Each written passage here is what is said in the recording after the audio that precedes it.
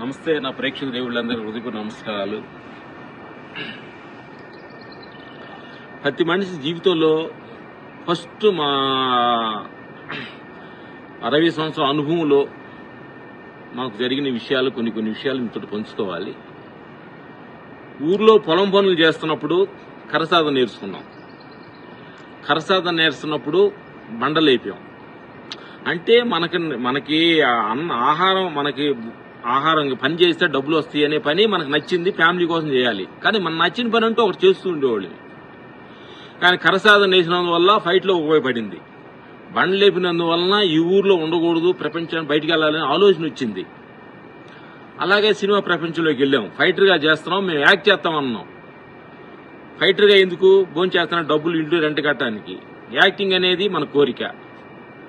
అట్లా ప్రతిదీ కూడా ఒక పని చేస్తున్నప్పుడు ఇంకో పని మీద మన కోరిక ఉన్న పనులు ఎక్స్చేంజ్ చేస్తూ వెళ్తూనే ఉన్నాం. అలా ఫైట్ మాస్టర్ అయ్యాం.